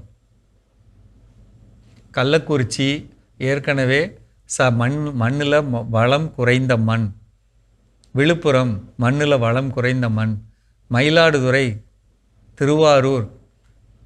அப்போ நம்ம அதுக்கு வேணுங்கிற சத்துக்களை கொடுக்கணும். இந்த டைமில் பூச்சிகள் கடிக்காமல் இருக்க 100 லிட்டர் தண்ணியில் 1 லிட்டர் வெர்டிசீலியம் லக்கானி அந்த திரவத்தை வாங்கி கலந்து 1 கிலோ நாட்டு சர்க்கரை கலந்துட்டு மேலே தலையில் படுற மாதிரி தெளிக்கணும். ஒன்று ட்ரோன் வச்சு தெளிக்கணும், அல்லது முதுகில் கட்டி அடிக்கிறத தெளிக்கணும், அல்லது பவர் ஸ்ப்ரேயரில் வரப்பில் நின்று அடிக்கணும். அப்போ தான் இது சரியாகும். இது சரியாயிட்டால் வளர்ச்சி வேகமாக இருக்கும். ஒரே திரவம் தான், 200 ரூபா. அதை கொடுத்தீங்கன்னா சரியாகும். செஞ்சு பார்க்கலாமா? கரும்பு வளர்ப்பில் எதுவும் சந்தேகம் இருந்ததுன்னா கீழே இருக்க நம்பரில் கேட்டுக்கோங்க. மீண்டும் சந்திப்போம். சிறப்பான பகுதி உழவும் உயர்வும் நம்ம பார்த்துட்டோம். ஜோ, இன்றைய நாள் வந்து காதல் மொழியில் பேசுவது மிக மிக சிறந்தது கணவன் மனைவிக்குள் அப்படின்னு சொல்லி நம்ம பேசிட்டு இருக்கோம். அடுத்ததாக ஹஸ்பண்ட் அண்ட் ஒய்ஃப் இடையில பேச வேண்டிய லவ் லாங்குவேஜ் என்ன அப்படின்னு பார்த்தீங்கன்னா, பேசாமலே ஒருத்தர் இன்னொருடைய தேவைகளை இன்னொருத்தர் புரிந்து கொள்வது. இது நடக்குமா அப்படின்னு கேட்டால் பெரும்பாலான நேரங்களில் சில விஷயங்கள் என்ன அப்படின்னு பார்த்தீங்கன்னா, ஓப்பனாக வாயை திறந்து சொல்லாத வரைக்கும் என்ன தேவை என்ன ஃபீல் பண்ணுறோம் அப்படிங்கிறது இன்னொருத்தருக்கு என்ன புரியாது. ஆனால் இதுக்கு முன்னாடி சொன்ன விஷயங்கள் எல்லாம் இருக்கு இல்லைங்களா? ஸோ இதெல்லாம் எந்த ஒரு கணவன் மனைவி கரெக்டாக அவங்க லைஃப்ல வந்து இருக்குதோ அவங்களுடைய வாழ்க்கையில ஒருத்தர் சொல்லாமலே இன்னொருத்தருக்கு என்ன புரிந்து கொள்ள முடியும்.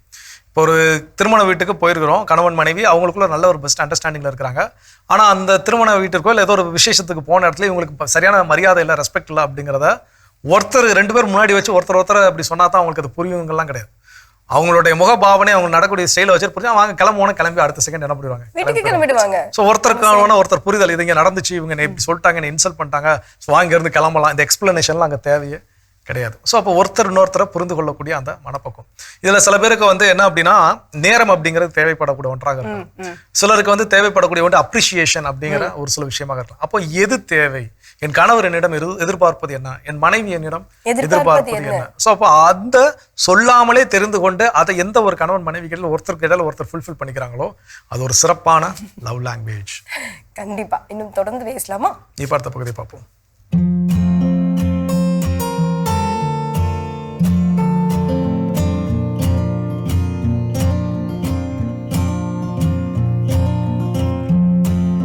அன்பான மாதா தொலைக்காட்சி நேயர்களுக்கு வணக்கம். இன்றைய நிகழ்ச்சியில் நம்ம ஸ்கின் கேர் பற்றி பார்க்கலாம்.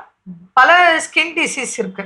இப்போ எக்ஸிமா, சோரியாசிஸ், ஃபங்கல் இன்ஃபெக்ஷன், தேமல், இது போன்ற உபாதைகள் இருக்கு. இதை பற்றி நிறைய நம்ம பேசியிருக்கோம். அதுக்கெல்லாம் ட்ரீட்மெண்ட் இருக்கு, டயட் இருக்கு, ஃபாலோ பண்ணால் எல்லாமே சரியாகக்கூடியது. சில நோய்கள் தொற்று, இப்போ ஃபங்கல் இன்ஃபெக்ஷன்லாம் ஒருத்தர் மூலியம் ஒருத்தருக்கு பரவக்கூடியது. ஆனா இதே இந்த சோரியாசிஸ், எக்ஸிமா இதெல்லாம் வந்து பரவாதது. ரெண்டாவது சோரியாசிஸ்ல ஆட்டோ இம்யூன் டிசீஸ்ல வரக்கூடியது. கூடவே சோரியாசிஸ் கம் ஆர்த்ரைட்டிஸ், சோரியாட்டிக் ஆர்த்ரைட்டிஸும் வரும். அப்போ ஆர்த்ரைட்டிஸ்க்கும் ட்ரீட்மெண்ட் கொடுக்கணும், சோரியாசிஸ்க்கும் ட்ரீட்மெண்ட் கொடுக்குறோம். அதுக்கு இன்டர்னல் எக்ஸ்டர்னல் ட்ரீட்மெண்ட் கொடுக்குறோம். அது தொடர்ந்து எடுக்கும் போது குணமாகுது. டென்ஷன் ஆனா திரும்ப வருது. இது மக்கள் நினைவு கொள்ளணும். அதனால ஒரு டென்ஷன் எவ்வளவு பெரிய நோய்களை உண்டாக்குது. ஏன் ஹார்ட் அட்டாக் வருது, பிபி வருது, சுகர் ஏறி போகுது. ஸ்கின் ப்ராப்ளம், உங்களுக்கு சோரியாசிஸ்லாம் விஸ்வரூபம் எடுத்து ஆறாம ரொம்ப சிறிதெல்லாம் கொட்டி கஷ்டப்படுற நிலைமைக்கு உருவாகிறதுக்கு காரணம் டென்ஷன், ஸ்ட்ரெஸ். அதனால டென்ஷன் இல்லாம மனிதன் இருக்க பழகி கொள்ளணும். அதுக்கேற்ற உணவுகளை ஃபாலோ பண்ண இது நல்லது. ஆனா இன்றைய காலகட்டத்துல இப்போ நான் பார்க்குறேன், சமீபமா நிறைய ஆண்கள் பெண்கள் நமக்கு வர்ற பேஷண்ட்டு, நான் வந்து கொஞ்சம் கலர் கம்மியா இருக்கேன், நான் வந்து நல்லா ஃபேர் ஆகணும் அப்படின்னு கேட்குறாங்க. அந்த வகையில அந்த ஃபேர்னஸ்க்காக நம்ம அவங்களுக்கு டயட்டு சொல்றோம், சில பயிற்சிகள் சொல்றோம். அது இல்லாம சில பேக் இருக்கு, அதை ரெடி பண்ணி அது கிட்டத்தட்ட ஒரு 16-17 வகை மூலிகைகள் கலந்து நம்ம அது ரெடி பண்ணி கொடுக்குறோம். அது டெய்லி நீங்க அப்ளை பண்ணலாம். தலை தவிர, முடி தவிர, ஃபேஸ் எல்லாம், கண்ணு தவிர நீங்க பாடி ஃபுல் அப்ளை பண்ணலாம். ட்ரையலுக்கு நீங்க முகம், கைக்கு, காலுக்கு போட்டு முதல்ல ட்ரையல் பார்க்க ஒரு 1 வீக் பார்த்தீங்கன்னாலே உங்களுக்கு நல்ல கலர் வந்துடும், சேஞ்சஸ் இருக்கும். அது தொடர்ந்து சில மாதங்கள் பயன்படுத்தும் போது நீங்க முன்னாடி என்ன கலர் இருந்தீங்க போட்டோ எடுத்து வச்சுக்கோங்க. ஆஃப்டர் ட்ரீட்மெண்ட் ஒரு போட்டோ எடுத்தீங்கன்னா நிச்சயமாக பார்க்குறவங்களும் உங்களை கேட்பாங்க, என்ன பாப்பா அழகாயிட்டு, என்ன தம்பி முன்ன விட கலரா இருக்கியே அப்படின்னு கேட்குற அளவுக்கு அந்த ரிசல்ட் வரும். அது உள்ளுக்கும் சாப்பிட சில அட்வைஸ் கொடுக்குறோம், அது இல்லாமல் பேக்கும் உங்களுக்கு கொடுக்குறோம். அதை பயன்படுத்தும் போது உங்களுக்கு அந்த கலர் சேஞ்சஸ் நல்ல ஷைனிங்காகவும் இருக்கும், சுருக்கம் இருக்காது, நல்ல க்ளோ வரும். கலர் சேஞ்சஸும் நிச்சயமாக மாற்றங்கள் தெரியும். அது கடைப்பிடிக்கும் போது உங்களுக்கு நல்ல ரிசல்ட் வரும்.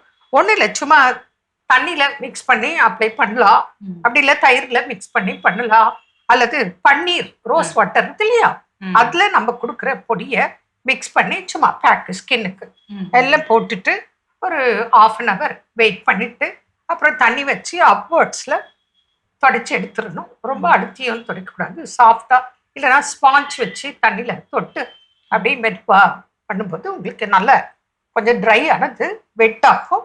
அப்புறம் அது ஈஸியாக வாஷ் பண்ணிக்கலாம். வேற ஒன்றும் பெரிய கஷ்டம் இல்லை. அது ஸ்கின்னுக்கு எந்த தொந்தரவும் கொடுக்காதது. இது குழந்தை முதல் அனைத்து வயதினரும் பயன்படுத்தக்கூடிய வகையில் தயாரிச்சிருக்கிறோம். இப்போ இன்னொரு விஷயம் நம்ம இங்க பேசணும். இப்போ பெரியவங்களுக்கு இம்யூனிட்டி இன்க்ரீஸ் ஆகுறதுக்கு டாக்ஸின்ஸ் வெளியேறணும். குழந்தைக்கு நம்ம பார்க்கணும். குழந்தை அப்படின்னா இப்போ சளி இருக்கலாம், இருமல் இருக்கலாம், காய்ச்சல் இருக்கலாம்.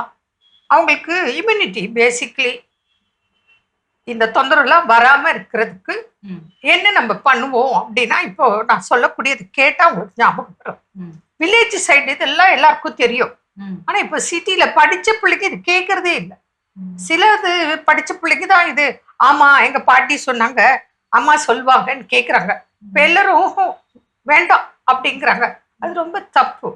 எதுக்காக நம்ம சொல்றோம்னா, அந்த இம்யூனிட்டி இன்க்ரீஸ் பண்ணும், டாக்ஸின்ஸ் வெளியே போடும். இப்போ பிறந்த குழந்தை ஒரு 3 months பேபின்னு வச்சுக்கோங்க, ஒரு சீரகம் ஒன்னே ஒண்ணு, மிளகு தூள், ஒரு மிளகு தூள் இல்ல, இப்படி எடுக்கிறீங்க, அதுல எவ்வளவு வருதோ அந்த மிளகு அந்த அளவுக்கு, அவ்வளவுதான். அதுக்கப்புறம் ஒரே ஒரு துளசி இலை, அப்புறம் ஒரு வெத்தலை காம்பு ஒன்னே ஒண்ணு, அப்புறம் வேப்பம் கொழுந்து ஒரே ஒரு இலை எடுத்து இதை அரைக்கணும். அரைச்சி தாய்ப்பால்ல கலந்து அதை ஒரு பாலாடை பால் வச்சுக்கோங்க, அதுல இதை மிக்ஸ் பண்ணணும். மிக்ஸ் பண்ணி ஒரு துணியில பிழிஞ்சிடணும். எதுவும் போய் குழந்தைக்கு அடிச்சுக்க கூடாது. ஏன்னா நீங்க சரியா அரைக்கலன்னா, வெத்தலை காம்பே இருக்கு சரியா மசையில, அப்ப அதுக்கு போய் உறுத்தும் இல்லையா, அதனால அந்த துணியில வச்சு பிழிஞ்சிருக்கு தாய்ப்பால்ல, அதை நம்ம உள்ளுக்கு கொடுக்கலாம். இதே கொஞ்சம் வளர்ந்த குழந்தை அப்படின்னா நீங்க அப்படியே கொடுக்கலாம். ரொம்ப சின்ன குழந்தைக்கு இது நீங்க கொடுக்கும்போது அதுக்குள்ள இருக்கிற சளிகள் எல்லாம் மோஷன் வெளியே வரும். இது சாதாரணமா கொடுக்கக்கூடியது. இப்ப நம்ம வெத்தலை பாக்கு போடுறது கூட ஒரு நல்ல விஷயம். தாம்பூலம் தரித்தல் அப்படின்னே உண்டு. இன்னொரு விஷயம், இப்போ வேப்பிலை இருக்கு, மாதத்துக்கு ஒரு நாள் ஒரு சின்ன நெல்லிக்காய் அளவு வேப்பிலையை அரைச்சி நீங்க மாதத்துக்கு ஒரு நாள் பெரியவங்க சாப்பிடலாம். ஏன்னா இம்யூனிட்டி இன்க்ரீஸ் ஆகும், டாக்ஸின்ஸ் வெளியே போக்கும். இது மாதிரி நம்ம குடல் சுத்தத்துக்காக நிறைய விஷயங்கள் இருக்கு. அந்த வகையில பார்க்கும்போது தான் நமக்கு இந்த சுண்டைக்காய், அத்திப்பழம், அத்திக்காய், வாழைப்பூ இதெல்லாம் சாப்பிட்ற பழக்கம் நம்ம முன்னோர்கள் தொட்டு தொட்டு வந்துட்டு இருக்கு. இது போல நமக்கு உள்ளுக்குள்ள இம்யூனிட்டி இன்க்ரீஸ் ஆகணும், டாக்ஸின்ஸ் வெளியே போக ஏகப்பட்ட விஷயங்கள் நம்ம முன்னோர்கள் சொல்லியிருக்காங்க. அதை நம்ம ஒவ்வொரு நாள் ஒவ்வொன்று நம்ம மக்களுக்கு சொல்லி புரிய வைக்கலாம். மீண்டும் நாளை சந்திப்போம். நன்றி. அன்னை மரியே வாழ்க. அருமையான நம்ம ஒரு பகுதியை பார்த்துட்டோம். நிகழ்ச்சியோட நிறைவுக்கும் வந்தாச்சு. இன்னைக்கு நாள் நம்ம பேசிட்டு இருக்கிறோம் கணவன் மனைவிக்கிடையே பேசப்பட வேண்டிய லவ் லாங்குவேஜ் என்ன அப்படின்னு சொல்லி ஃபைனலா என்ன சொல்றாங்க? கணவன் மனைவிக்குள்ள தவறுகள் செய்வது இயல்பு தான் இல்லையா? எல்லாருமே இது தப்பு செய்வாங்க. ஆனா ஸ்பெசிஃபிக்கா பாத்தீங்கன்னா ஹஸ்பண்ட் ஒய்ஃப்ல சின்ன சின்ன தப்பு செஞ்சுட்டு பெரிய பெரிய சண்டையை போட்டுட்டு பிரிஞ்சு போறவங்களெல்லாம் நம்ம பார்த்திருக்கோம்.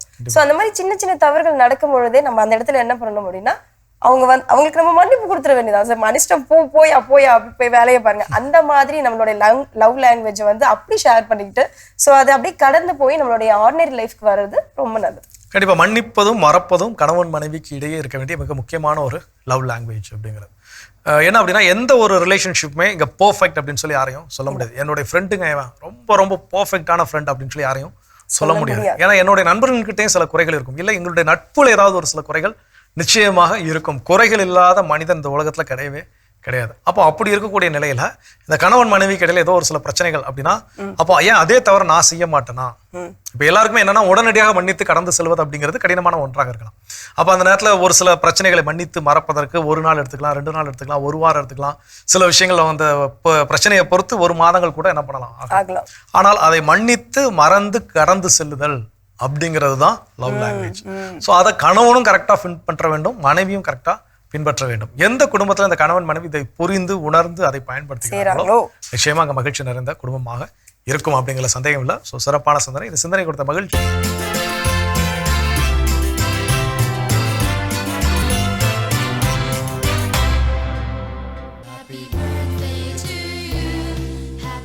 மாதா தொலைக்காட்சியில் பணிபுரியும் பெல்வின் இன்று தனது பிறந்த நாளினை கொண்டாடுகிறார். இவரை வாழ்த்துபவர்கள் குடும்பத்தினர், உறவினர்கள், நண்பர்கள் மற்றும் மாதா தொலைக்காட்சி குடும்பத்தினர்.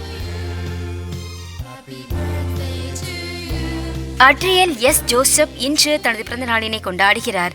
இவரை வாழ்த்துபவர்கள் அப்பா சஜிக்குமார், அம்மா அனிதா, அத்தைகள் ராஜம்மா, பியூலா, செல்வதாசி, செல்வராணி, அஸ்வினி, அபி, ரம்யா, குடும்பத்தினர், உறவினர்கள் மற்றும் நண்பர்கள்.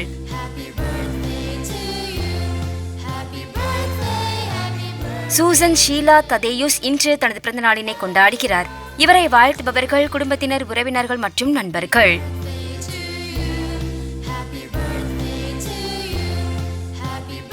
மரிய ரிபின்சன் இன்று தனது 8ஆம் ஆண்டு பிறந்த நாளினை கொண்டாடுகிறார்.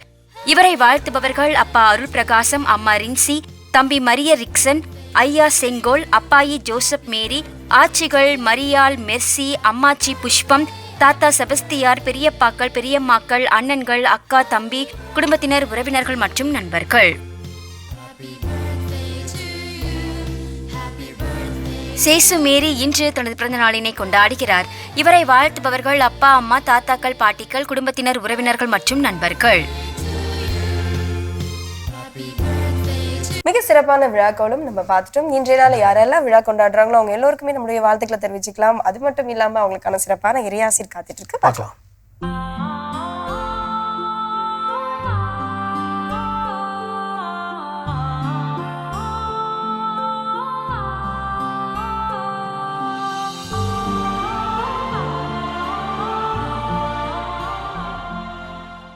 என் அன்பிற்கினிய மாதா தொலைக்காட்சி நேயர்களே, உங்கள் அனைவருக்கும் ஆண்டவர் இயேசுவின் இனிய நாமத்தில் எனது அன்பான காலை வணக்கத்தை தெரிவித்துக் கொள்கிறேன்.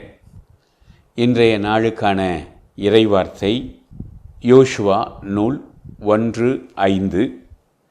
உன் வாழ்நாள் முழுவதும் எந்த மனிதனும் உன்னை எதிர்த்து நிற்க மாட்டான். மோசேயுடன் நான் இருந்தது போல உன்னோடும் இருப்பேன்.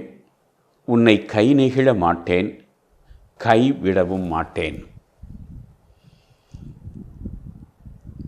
இந்த இறைவாக்கு மோசேக்கு பிறகு பாலைவனத்திலே இஸ்ராயேல் மக்களை வழிநடத்துவதற்காக கடவுள் தேர்ந்து கொண்ட யோசுவா என்னும் அவருடைய ஊழியனுக்கு கொடுக்கப்பட்ட வாக்காகும். மிக அழகான ஒரு இறைவார்த்தை. யோசுவா மோயிசனுடைய உடன் உழைப்பாளராக இருந்தவர்தான். மோசேயினுடைய வழிநடத்துதலை அறிந்திருந்தவர்தான். ஆனாலும் அவர் மோயிசனுக்கு பிறகு, அத்தகைய பெரிய தலைவருக்கு பிறகு, இந்த வணங்கா கழுத்துடைய மக்களை வழிநடத்துவதற்காக கடவுள் தெரிந்து கொண்டவர். எனவே அவர் உள்ளுக்குள் பயம் கொள்ளுகிறார். அப்பொழுது கடவுள் அவருக்கு தைரியம் கொடுத்து சொல்லுகிறார். இந்த ஒரு வசனத்திலே 4 ஆசீர்மொழிகள் இருப்பதை பார்க்கிறோம். 1, உன் வாழ்நாள் முழுவதும் எந்த மனிதனும் உன்னை எதிர்த்து நிற்க மாட்டான். 2, மோசேயுடன் நான் இருந்தது போல் உன்னோடும் இருப்பேன். 3, உன்னை கை நெகிழ மாட்டேன். 4, கைவிடவும் மாட்டேன். இதுவே நமக்கு ஆசிராக நமக்கும் கிடைத்தது என்றால் அது மிகப்பெரிய ஆசிர். மன்றாடுவோம். அன்பின் ஆண்டவரே, உம்முடைய ஊழியன் யோசுவாவிற்கு நீர் கொடுத்த அற்புதமான அந்த ஆசீர் மொழிகளை எங்களுக்கும் ஆசீர்வாதமாய் நீர் வழங்க வேண்டுமாய் இந்த நாளிலே மன்றாடுகிறோம். நாங்கள் எங்களுடைய பகைவர்கள், எதிரிகளால் பல முறையிலே தாக்கப்படுகிறோம். அப்படி தாக்கப்படுகிற பொழுது நாங்கள் மனமுடைந்து போகிறோம். மோசேயுடன் நீர் இருந்தது போல யோசுவாவோடும் இருப்பதாக சொன்னதை நீர் நிறைவேற்றினீர். அதுபோல நீர் எங்களோடும் இருந்தரலும். எங்களை கை நெகிழ விடாதையும், எங்களை கைவிட்டு விடாதையும். நாங்கள் உம்முடைய கரத்தை பின்பற்றி எதிரிகளை எதிர்த்து நின்று வெற்றி பெற எங்களுக்கு அருள் புரிவீராக. எங்கள் ஆண்டவராகிய கிறிஸ்து வழியாக உம்மை வென்றாடுகிறோம். எல்லாம் உள்ள இறைவன், தந்தை, மகன், தூய ஆவியார் உங்களை ஆசீர்வதிப்பாராக. ஆமேன். சிறப்பு. நம்ம அன்பாயரோட இறையாசிர் நம் அனைவருக்கும் நிறைவாக கிடைச்சிருக்குது. இந்த மகிழ்ச்சியான நாளில் இன்று கற்றுக்கொண்ட பாடம் ஒரு கணவன் மனைவிக்கு இடையே இருக்க வேண்டிய லவ் லாங்குவேஜ் என்ன அப்படிங்கிறது. நிச்சயமாக இந்த காதல் மொழி ஒவ்வொரு குடும்பங்களிலும் ஒவ்வொரு வீட்டிலும் பேசப்பட வேண்டும். இந்த கணவன் மனைவிக்கு இடையில் இதெல்லாம் பர்ஃபெக்டா, அதாவது பர்ஃபெக்ட் அப்படிங்கிறப்போ எல்லா நாளும் இது நடக்கும், எல்லா வேலையும் நடக்கும் அப்படிங்கிறதுலாம் கிடையாது. சில நேரங்கள் அந்த ஏற்ற இறக்கங்கள் இருக்கும். ஆனால் இதை சரிவர பயன்படுத்த தெரிந்த ஒரு தம்பதி நிச்சயமாக மகிழ்ச்சியான தம்பதியாக இருப்பாங்க அப்படிங்கிறது எந்த சந்தேகமும் இல்லை. ஸோ நாமும் நம்முடைய குடும்பத்தை மகிழ்ச்சி நிறைந்ததாக மாற்றிக்கொள்வதற்கு இத்தகைய மொழிகளை பேச கற்றுக்கொள்வோம். சிறப்பான சிந்தனை கொடுத்த கடவுளுக்கு நன்றி சொல்லி இன்னைக்கு நாள் நம்ம நிகழ்ச்சி நிறைவு செய்த நாள் இனிதே தொடங்கலாம். அன்பானவர்களே, அன்பு மொழியில் பேசுவோம், அமைதியை காண்போம், மகிழ்ந்திருப்போம் என்ற இந்த சிந்தனையோடு இன்றைய கடவுள் வணக்கம் நிகழ்ச்சியை நாங்கள் நிறைவு செய்கிறோம். இந்த நாள் இனிய நாளாக அமைய மாதா தொலைக்காட்சியின் வாழ்த்துக்களும் ஜெபங்களும். மீண்டும் உங்களை கடவுள் வணக்கம் நிகழ்ச்சியில் சந்திக்கும் வரை உங்களிடமிருந்து விடைபெறுகின்றோம். இயேசுவுக்கே புகழ். மரியே வாழ்க. நீ ஆர்ட்ஸ் தானடா படிச்ச, எப்படி ஐடில வேலை பார்க்குற? எந்த டிகிரினாலும் பரவாயில்லண்ணா. சென்னையில் இருக்க எஸ்எல்ஏ ஐடி ட்ரைனிங் இன்ஸ்டியூட் தான் நான் ட்ரைனிங் எடுத்தேன். மாதம் 30,000 சம்பாதிக்கிறேன். சூப்பர்டா. For IT training and placement, contact 8870767784.